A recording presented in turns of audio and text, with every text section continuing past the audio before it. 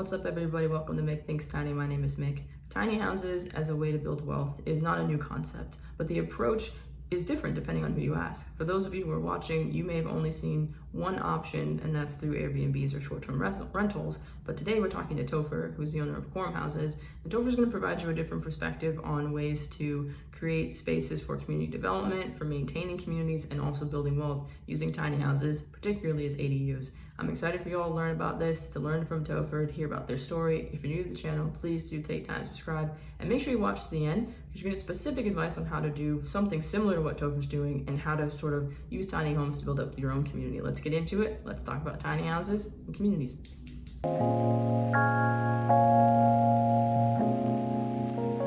All right, so I'm here today with Topher. Topher is the owner of Coram Houses. Thank you so much for being on the channel, Topher. I'm excited for people to learn about you, learn about what you're doing. Absolutely. So like you said, yeah, I'm Topher.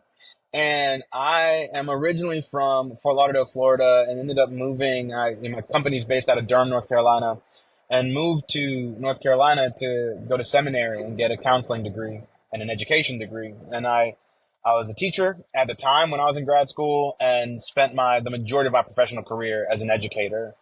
And predominantly, a lot of that was like an educator in Title I schools. And so kind of getting this like up close view of poverty, of, like just the under and the lack of resources that a lot of the schools I was teaching at had, which got me really interested in systems and like why systems produce the outcomes that they produce, particularly for marginalized people, So coming from an immigrant family and being Black, like you see a lot of those things. And then, I feel like a lot of my kind of growing up and learning has been being able to contextualize myself and see what all of these different systems and how our country was shaped and all the different laws and how they work to benefit those who already have access, as opposed to looking out for those who do not, Sure, yeah. right?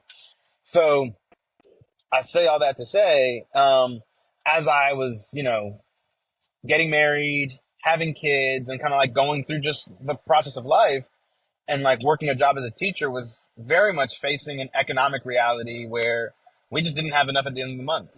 And it was like, why is this so hard? Why is it that it's just so hard to make ends meet? And I'd always been really good at like fixing things, building things. And so I can't remember exactly how, but the idea came to my mind of like, I need a way to make money without having to do more work. And I couldn't afford to buy more property and build real estate wealth, but that's how a lot of people build wealth. So I was like, maybe I can just build a tiny house in my backyard.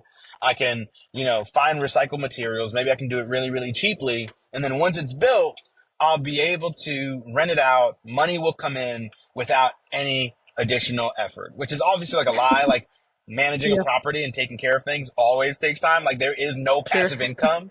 It's not true. And so I did that, right? I talked to my wife about it, and like it was a long conversation too, because you're giving up privacy, you're giving up sanctuary, you're giving up a lot of autonomy because you're stepping into a new life with some other person in some other dwelling that's always going to be there. But we ended up pulling the trigger on that. And then that process was initially just going to be one house, but, other neighbors began to ask questions. And, as the need and the visibility of the project grew, it became apparent that like, oh, like there's more here than just this one house in my backyard. And this is 2019, 2020. So you obviously have like a global pandemic hitting, but you also have like on the West Coast, they had passed legislation. And so you have ADUs starting to like increase as a potential, and ADU stands for accessory dwelling unit. That's what these backyard houses are called. But ADUs is a potential affordable housing mechanism. And like for me, what I saw in my neighborhood was my neighborhood's beginning to gentrify. We're beginning to see landlords and property owners sell their property because they see this uptick in real estate prices. And that is displacing a lot of these tenants, and a lot of these tenants have paid off those mortgages, but they have now nothing to show for it, So they're not being displaced and then having to move 20, 30 minutes outside the city to find a place that they can afford. And building ADUs felt like a stopgap to that problem. Like, okay, we could build these ADUs and provide below market rentals that at the very least incentivize people to stay in place and create some cash flow that help people stay in place as well and provide housing for somebody who wouldn't otherwise have it. And or if somebody is being displaced, here's this new asset class of housing that could allow you to stay in your neighborhood, in your city, in your town. So that was like the idea. And then it was like, okay, how do we do it? And one of the biggest issues that I found, the biggest roadblock was how do you finance these accessory dwelling units, right? And one of the primary ways people finance things is for their homes is through home equity lines of credit or Sure. refinancing. You know, you have a certain amount of equity, your mortgage is 100, your property is worth 400, so you can borrow $200,000. But if you are a low income homeowner, then you might not have access to those kinds of products, you know? And so I was able to, in 2021, raise a relatively small fund as far as funds go. It was about $400,000 and was able to build 4 tiny homes in different backyards Okay. out of that fund. And the agreement I had was I'm going to lend you this money to build an ADU in your backyard. And then once we rent it out, we're going to split that rent between us so that we get paid back and you make a little extra money, right? And so that's kind of how we started. And then once that money dried up, we kind of pivoted our model to, all right, let's help people get to the position where, or just find clients who have access to funding through a HELOC or through a refinance. And then they'll be able to self-finance their projects. And then on the back end, we'll help identify a tenant who needs affordable housing. And hopefully that client is able to either break even or make a little bit of money. And then the person living there is making at or is having below market rate rent. So that's Coram, you know, and that's what we do. And there's a hope for much more, right? Like, I mean, our tagline is the future is shared. And so obviously like we're helping folks share their land, share their time, share their space. But we want to get to this point where we're helping folks share the equity. We're helping folks share wealth building. We're helping folks share, like way more, right? Because what a big part of the problem is a small group of people get an outsized portion of the wealth building opportunities. And so how can we spread that out as far as possible to people who have the least amount of access? And that's kind of where we're headed and where we want to Sure, go. yeah. No, I think it's really great. You touched on so many different things. I'm trying to think of all the different things that I want to respond to. I think the first part is that like your initial sort of thought process and creating the company came out of your own needs. Like, I'm working a lot, I don't want to work more, I do want to make money and build wealth. How can I build wealth in a way that doesn't put me in a position where I'm not spending as much time with my family or I'm burnt out, that sort of thing. So I think that resonates with a lot of people that are sort of curious about tiny homes. They're thinking about ADUs because in general the purpose of an ADU, unless you're putting your parents back there, it is to generate more income because you have to offset the cost of housing. For most people, home ownership is Yep. just not affordable. It's what we're all sort of striving for because it helps you Yep. build wealth, but it's not something that's going to initially it's going to put a lot of people in debt. It's not going to build capital instantly. So ADUs and tiny houses as ADUs are a great opportunity for that.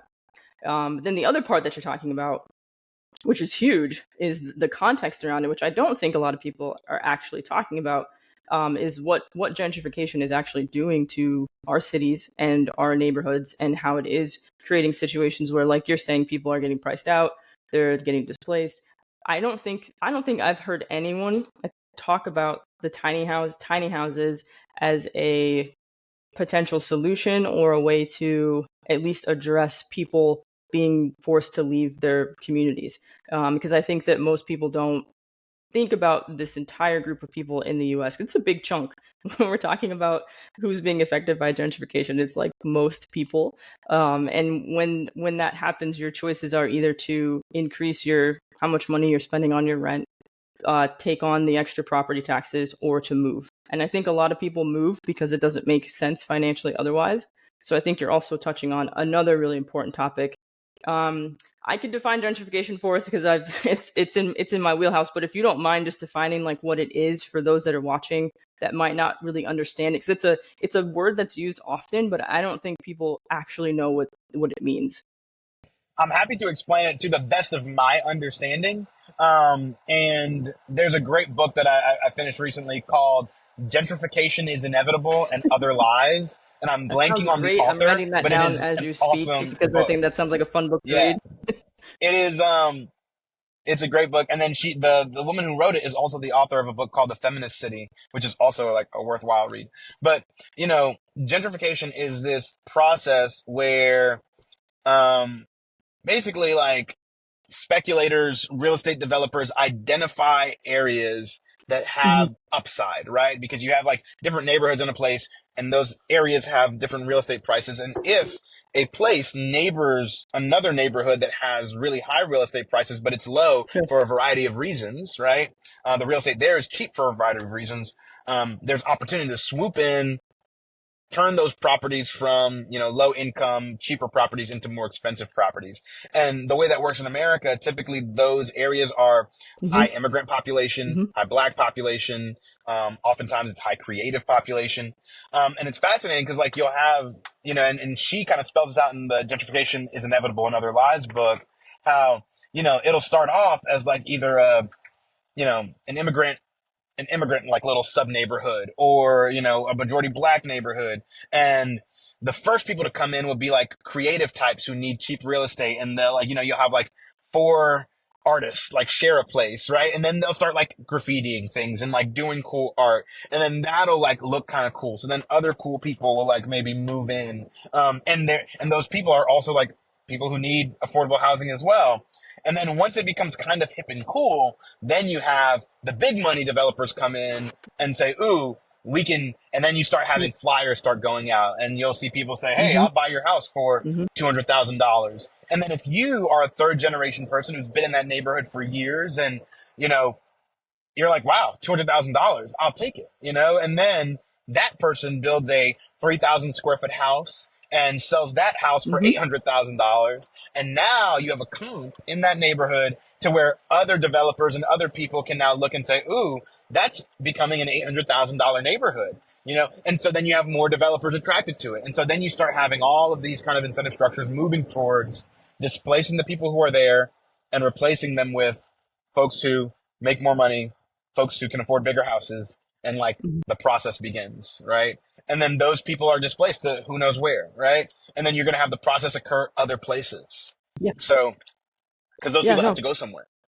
So that's my best definition of it. And No, please fill in any blanks I because I think am it's a no great expert. one. I think I like your definition because it's not the it's not the what's it like sugar coated version. The sugar coated definition of gentrification is like, Mm-hmm. okay, property values go up in an area becomes more attractive. I think I've actually seen a definition where it's like the economic one area becomes economically more advanced, right? It increases in its economic value, and then that in turn Yeah.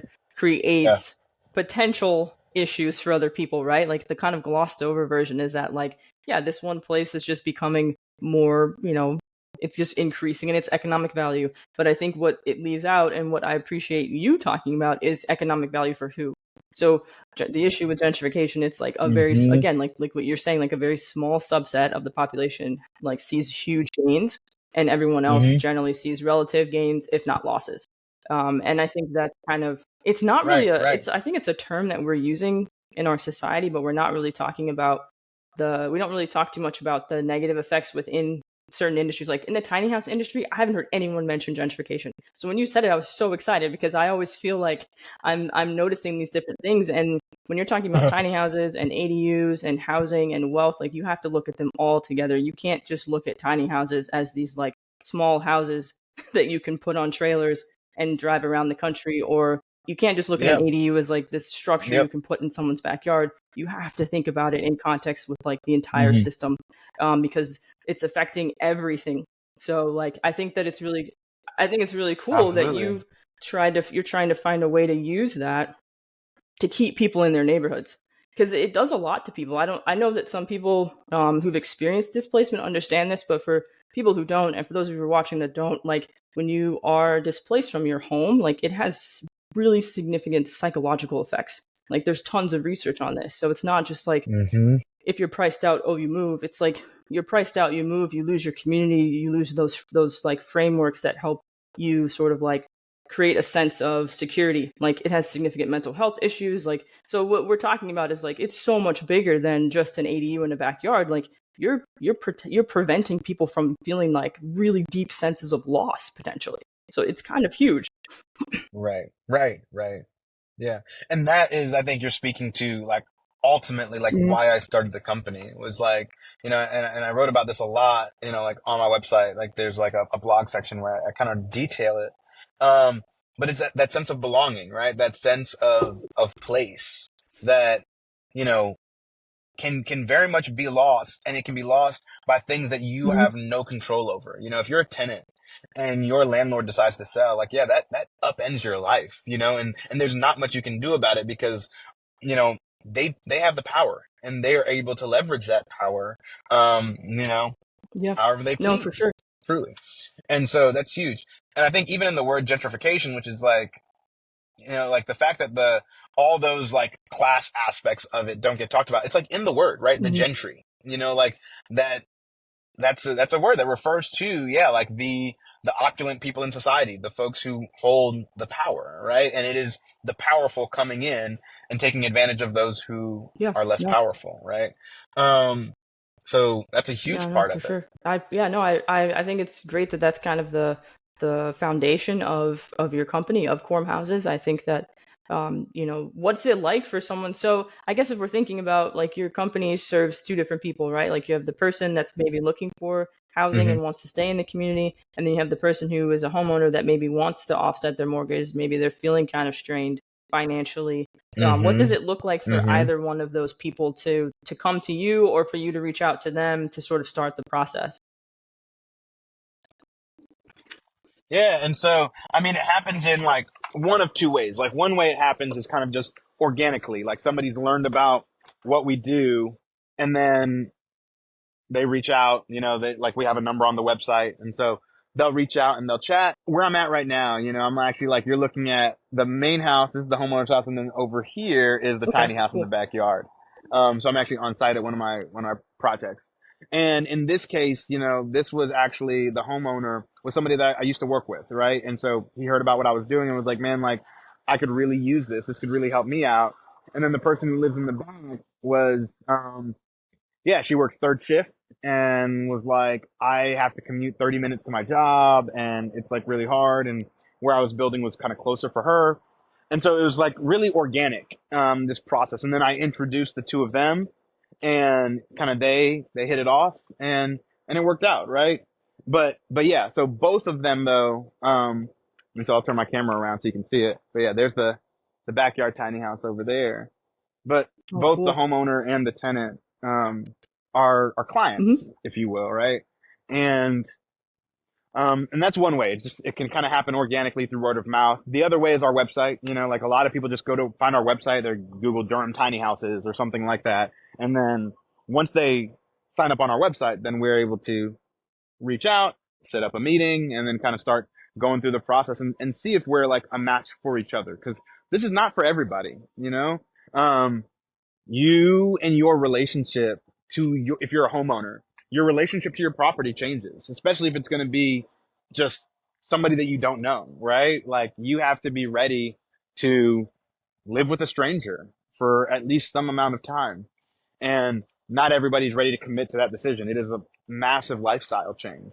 So, um, so yeah, I It think that does. answers the question. Yeah, it does. That's a good point too, because I don't Okay. think maybe that's not something people necessarily think about too much also. Like that's a really interesting point that you're bringing up, the relationship between you and your house. Like it could completely change the way you see your home. Like maybe before you put an ADU in your backyard and you have a tenant come and live in that space, you just saw it as your home, and maybe now you're seeing it as a potential asset. You're thinking like maybe I can move in 5 to 7 years and rent out the big house and the ADU and live somewhere else. Like it could change the whole sort of Mm-hmm. like Mm-hmm. landscape of your real estate experiences, I guess, for lack of a better term. Yeah. 100%. Yeah, and I mean, like, just to like even make it more like crass is like, maybe you would like go out back shirtless, and now you like can't, or you can if you get real comfy, but like, Oh, that's true. Yeah. like maybe there are things that you used to do in the backyard that Yeah. you can't do anymore, Yeah, it's literally not your um, backyard and anymore. Yeah, it's it's a not. shared Yeah, that's backyard now, true. right? And so you either are going to, and this is something I had to learn. I didn't think through all those things when I first started the company, and now I'm able to like more coach people towards like, hey, like these are the changes. Because what's really important, right? If we're trying to create a sense of belonging and give people, incentives to stay in place, right? They should love that space and they should love that place, right? And if you're going to create a scenario in which like both parties are going to end up saying, "Oh, this is terrible," Mhm, like that's not good, mhm. and that's not good for anybody, right? And so you want to make sure that it works and that it works for all people involved, um, and that people are ready for that lifestyle change. Like not everybody wants to live in an That's true. apartment. Not Mhm, everybody wants to share a backyard, and like that's okay. But for those who do, and even if you don't, like there are also ways, it's just important to have those conversations. And it's like, okay, cool. If you want some privacy, how do we create that private space? Like what's that mhm. private space look like? Like what's their portion of the yard? What's yours? And like how do we figure all that out? And just having those conversations is, I Yeah, think, really no, for important and sure, of helpful. course. Would you say that that's the biggest challenge you face in running the company, like trying to figure out how to have those conversations, or what would you say is the biggest challenge, if not that? I mean, I would say there are a number of challenges. I think one is just like construction itself. Um, construction itself is tricky, so just getting things built, having good designs, having trusted subcontractors, and all of that. So from start to finish, there is that process of building a home, and there's complexities there. So learning that process as somebody who doesn't come from the construction industry and has needed a ton of help in that, finding that help and being able to kind of tweak that process to where we can do it and do it well. That's been difficult. Um, and we're facing a new issue now as like the company's getting bigger and scaling and we have more projects to build and we have production capacity. Like now there's questions around like, how do we scale? Who do we hire and how Mm-hmm. do we hire? And all of just like your typical business questions, and building that out. Like that's huge. And that's a problem. And then maybe the biggest problem of all is financing Okay, and yeah. funding. Like we started off raising money to be able to build for homeowners who were at risk of being Mm-hmm. displaced, right? And now we're building for homeowners who have access to capital, right? We're building for homeowners who have good jobs, who can afford to do this. Um, and we started off wanting to build for those who couldn't afford to do it, right? But it Mm-hmm. would help them if they could, people who didn't have access, and we wanted to give them access. So being able to like have that fund of money has been really difficult to find. And I think where we're growing towards is being able to raise that capital in order to then, go to low income homeowners who are at risk of being displaced and say, hey, we want to build you an ADU that's going to generate cash flow. We want to fix your roof because your roof needs repair. And we have a funding tool that's going to allow for that to happen. And once that ADU is built, it's going to bring in rent for you and you're going to have cash flow. Plus, you're going to have your main house renovated and taken care of, and you're now going to be able to like stay in this place and live well, hopefully, right? As opposed to having to sell that Sure. property and move Yeah. somewhere else. No, that makes sense. I have one question about like just like density, and this is something that applies to tiny houses in general. This is something I've thought about. I had someone make a comment on one of the tiny house community videos, and they were like, "This was a really beautiful piece of land in this area, and now you're going to cover it with a bunch of homes." And I think the issue of like density, like in lack of green spaces, and like if you look over time, like a lot of cities in this Yep. country are just becoming less and less green, right? Like you could see it on a map over time, even in the Mm-hmm. course of like 2 or 3 years, it just becomes the little map space becomes like browner and browner and browner, and like you see less and less green. Now that's not necessarily the case in super urban dense. They're already dense anyway. Do you think that with tiny houses and ADUs becoming more popular, the density issue, it's going to create more issues around like density and like people being too close together, or do you think the density piece is just is actually inevitable. Like it doesn't really matter because of urban development in general. Moving out, even moving further out, like Yeah. urban boundaries, from what I'm noticing, are becoming like they're expanding. Like we keep developing more and more and further out into that like suburban rural sort of like Mm-hmm. border. Do you think that part's inevitable and this is just something that's, Mm-hmm. be a part of that, or do you think it's potentially accelerating it? My hope is it's actually doing the reverse. Like when I think about ADUs, like I would like for ADUs to actually be a solution to suburban sprawl, right? Like in Durham's urban core, I actually don't know how many homes are in that urban core. But what I do know is in Durham, we're allowed to put 2 ADUs in every Mm-hmm. backyard. And so if you were to simply add a duplex ADU to every backyard in Durham, you would triple the housing stock in that Mm-hmm. urban core, right? And you would be doing that in a place where no clear cutting of forest has to happen. Um, Theoretically, not many trees would have to be removed. The beauty of ADUs is you're developing developed True. Yes. space. You know, you're not going out and looking for a place that needs to be cleared and like an Mm-hmm. ecological habitat. You're saying, no, like, here's a backyard that's already been cleared this lot has been cleared. It's empty. Let's put a house Yep. there, right? Because this is housing space. And so to me, I think like ADUs have this potential opportunity to conserve and preserve natural spaces, you know?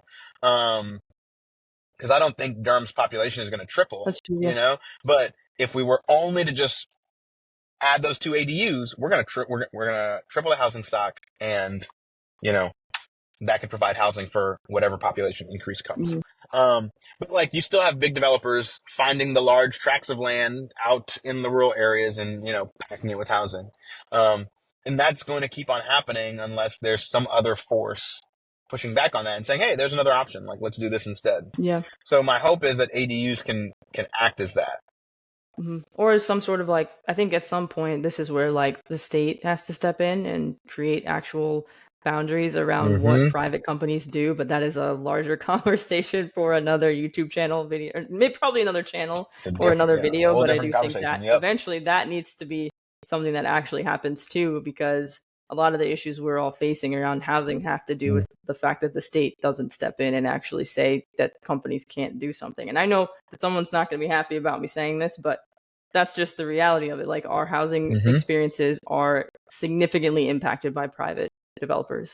Like whether you want to admit it or not, that's just the world we live 100%. in. And I mean, yeah, it's the world we live in. I think that's a great way to say it. Like, and it's like, even for me, like I build housing at a Mm-hmm. profit, you know, like I've commodified housing and not me personally, but like housing in Sure. this country is commodified. It is a commodity and we exchange it and we trade Yeah. it for money. Um, and that leads to inherent Mm-hmm. problems and it leads to inherent disconnection, you know? And so part of it, I think now we're getting to like this broader discussion about Yeah. like capitalism and all of that. Um, but it's the system that we have, you know? And so there is like, how do we take steps towards a system that's more equitable and asking those questions. And for me, like that, those are the questions I'm trying to ask. Like, how can we take what we have, you know, pragmatically and make it a little bit nicer, a little bit more equitable, and a little less Mm-hmm. top heavy, right? To where this group of people is getting an outsized advantage, an outsized return that the folks who are making that return possible Sure. are not seeing. Because that's what happens, right? You have the larger group of people who are working, who are renting, and they are building and filling the pockets of the Yeah. owner No, for class. sure. Yeah. So And I yeah, appreciate the broader discussion. I think it's necessary. But I do have one final question for you, and then I will let you go let's and do it. enjoy the rest of your busy day. But there are people. So for people that are I watching, that appreciate it. there's a chunk of people that see tiny houses as a potential for community development. I think that you're sort of in that camp. Mm-hmm. What do you say to the person that's watching that's like, I love what you're doing. I want to see if it's possible to do that where I live. Like maybe there's a way for me to do some good with tiny homes. Like what would you say to that person? Mm-hmm. I mean, probably the first thing I would say is like reach out to your planning department, you know, in your city, right? Like get to know the people who actually like work and do the site plan reviews and write the UDO. UDO stands for Unified Development Ordinance. Every city, think has one of those that guide how development happens in your city, right? And so get to know who those planners are, get to know what the UDO says and what's currently allowed. Maybe more is allowed than you think, and so look into that, figure out what's possible. And typically what I've found, at least in Durham, the planning department's super kind, super gracious. And like, if you reach out with a question, they're going to give you an answer, and they want good development to happen. And so talk to them about it, see what they say. And so that's one. Two, obviously, like Google's my best friend. Like I Google things all the time, just like research. There's so much out there, so many people doing so many cool things. And there's just like, so much that you can learn from. There's a cool like co-op housing model called Frolic. It's out in Seattle. And if you look up like Frolic Co-op, I mean, they're doing some really, really cool things. I haven't reached out to them yet, but they're like one that's on my radar. I'm like, oh, I want to get to know what they're doing. It seems like a really interesting model. And that gets more into like prop tech and like how you own a tiny house community in common. So that's that. And then like, if you want to learn more about Coram's model specifically, like, go to the Coram Houses website, coramhouses.org, and our phone number's there. Anybody's welcome to like reach out. Awesome. I'm happy to Thank chat. you so much, Topher. I appreciate it. It's great advice. I'm sure anyone that watches this and is watching is going to get a lot out of it. So I do hope that people reach out to you, and links to everything that you're doing will be they're here in the video description. So, and I'm excited to just see what else that you do with your company, and always happy to have you back on as things develop. And yeah, I just appreciate you taking the time to chat with me about what you're doing and what you're passionate about. Meg, thank you so much. I appreciate the time. All right, that was my conversation with Topher. I appreciate Topher taking the time to walk us through sort of their own experiences with trying to figure out ways to build wealth, how they found ADUs in their own backyard as an option for that, and then how they're trying to replicate that while also still maintaining the integrity of their community and preventing people from being displaced. If you have additional questions for Topher, you want to figure out how to create your own version of Coram Houses, please make sure you reach out. Links to everything that they're doing are in the video description. And if you're interested in learning more about community development in general and how tiny houses might be used for that, make sure you check out the video I did with the Kelly and Ashley from the Kelly Factory. You can check that out here. As always, I appreciate you guys for watching. Don't forget to think tiny, and I'll see you in the next one.